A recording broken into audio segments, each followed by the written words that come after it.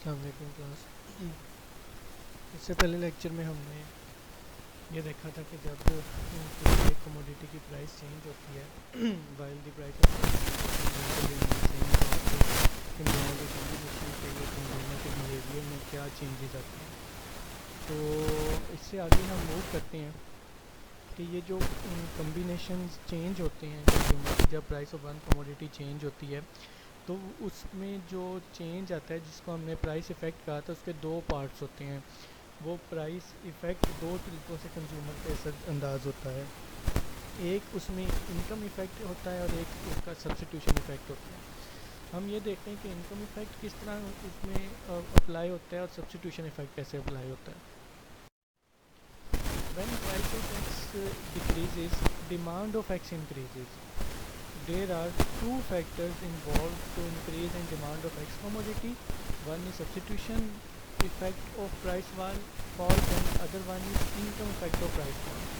इससे आगे substitution effect को एक्सप्लेन करने से पहले हम थोड़ी सी रिवीजन करते हैं और अपने माइंड में एक पिक्चर ड्रा करते हैं कि जब प्राइस ऑफ एक्स डिक्रीज़ हुई थी तो आपकी एक्स एक्सिस से budget line right word move कर गई थी और कंज्यूमर जो है वो हायर इंडिफरेंस कर्व पे हायर जो न्यू बजट लाइन आपकी बनी थी उस पर हायर इंडिफरेंस कर्व पे मूव कर गया था। जब किसी चीज़ की प्राइस कम होती है, जब किसी चीज़ की प्राइस कम होती है और इनकम चेंज नहीं होती, तो हम ये कहते हैं कि हमारी परचेजिंग पावर बढ़ गई। लाइक अगर हमारे पास 1000 रुपीज़ है और 800 रुपीज़ की एक चीज़ की प्राइस है तो हम 200 रुपया हमारे पास बचता है। तो जब यही चीज़ आपको 600 रुपये में मिलेगी तो आपकी रियल इनकम आपके पास 400 रुपया। आपकी रियल इनकम और नॉमिनल इनकम में क्या फ़र्क होता है। जब आप इनकम को in term of price Maihar करते हैं तो वो रियल इनकम होती है। जब प्राइस ऑफ एक्स कम हुई और डिमांड ऑफ एक्स बढ़ी तो इसका मतलब ये था कि प्राइस ऑफ एक्स कम होने की वजह से आपकी रियल इनकम इंक्रीज़ होगी और जब इनकम इंक्रीज़ होती है तो कंज्यूमर हायर बजट लाइन पे शिफ्ट होता है और हायर इंडिफरेंस कर्व को अचीव करता है। तो ये जो हमने लास्ट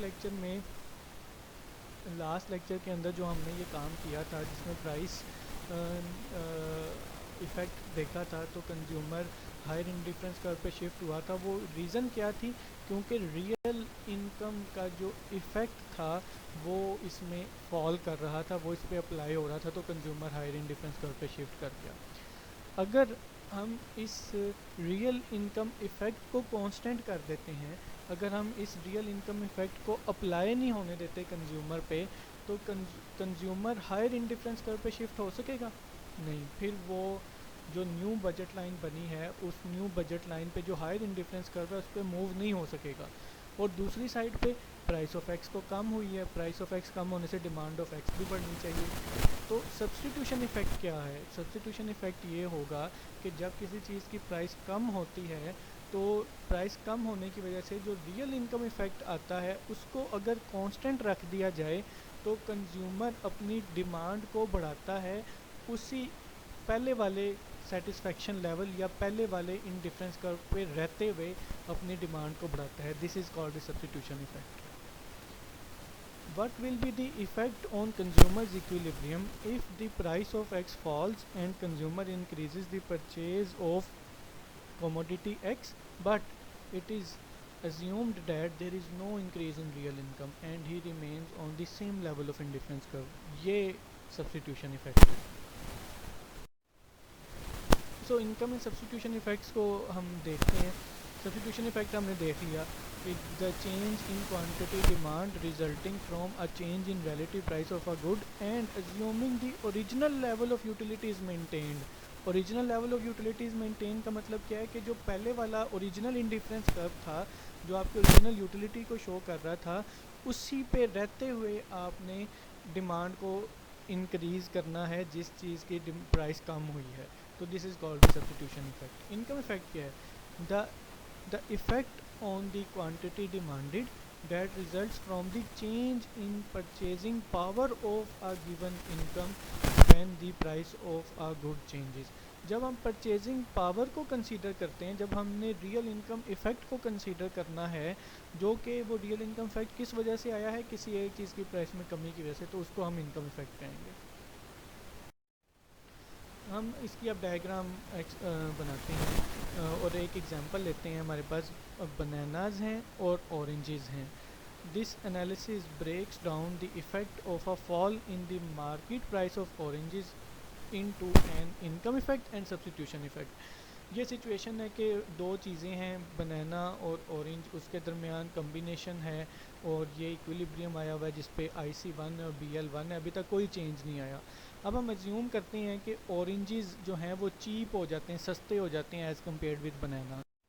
तो क्या होगा, जब ऑरेंजेस की प्राइस कम होगी तो बजट लाइन आपकी ऑरेंजेस वाले एक्सिस पे राइट साइड पे मूव कर जाएगी, तो BL2 न्यू बजट लाइन आपकी बन जाएगी।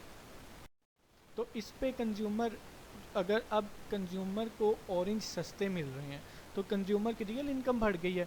जब रियल इनकम बढ़ेगी तो वो बजट लाइन 2 पे हायर इंडिफरेंस कर्व जो कि IC2 है उस पे मूव कर जाएगा और ये पॉइंट इक्विलिब्रियम पॉइंट या इफ़ेक्टिव पॉइंट बनेगा जिस पे ऑरेंजेस की डिमांड भी इंक्रीज़ हो जाएगी। ये पहले ए डिमांड थी, जब प्राइस ऑरेंजेस की कम हुई तो डिमांड बढ़ के सी पे आ गई।